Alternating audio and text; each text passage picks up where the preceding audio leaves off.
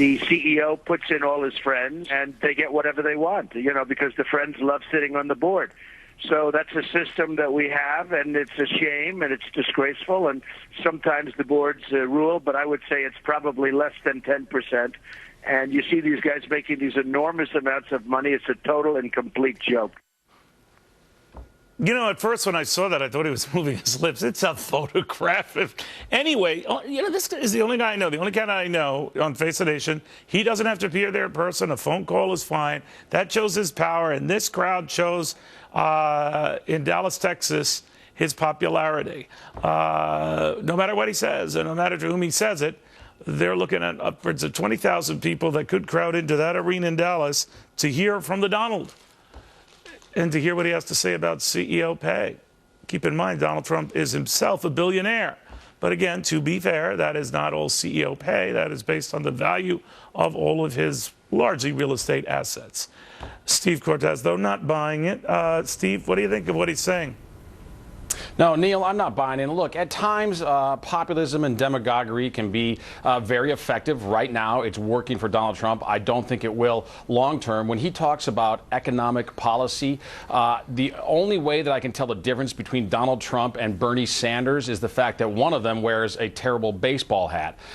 They are the same right now, and the politics of class warfare is not what we need in America now. We need policies of growth, and Donald Trump instead is reverting really to what has been for years the playbook of the left, which is let's assail success. I understand what you're saying, Steve, but not across the board. There is anger, even on the right, anger at hedge fund managers who at this, forward interest and all sort of get their own special break. They argue they deserve it because they take chances in investments. I know all of that.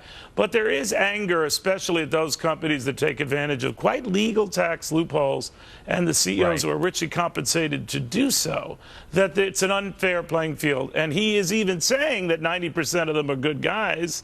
I'm paraphrasing here. So would you allow the 10% maybe or not?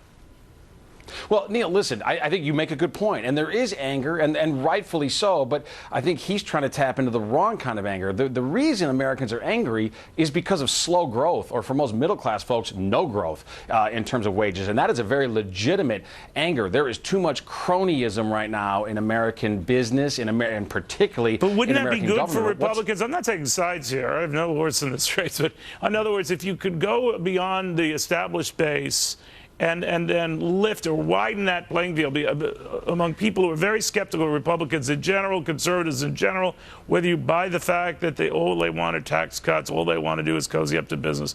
Here's a guy who could broaden that constituency out. Ironically, a billionaire himself.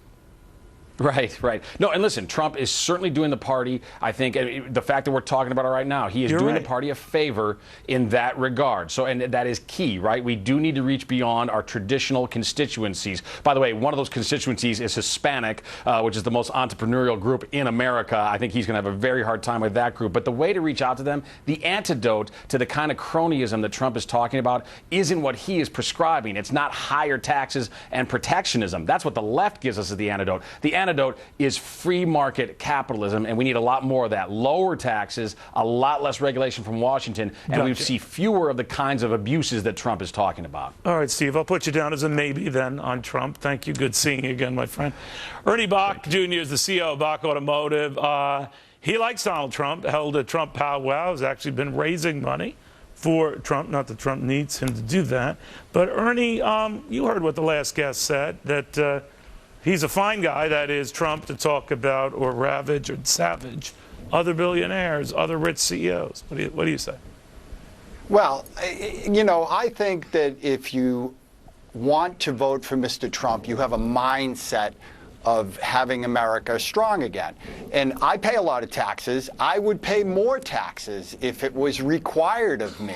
I want to do whatever it takes to get this country on track. Well, I take it you're in the top rate, right?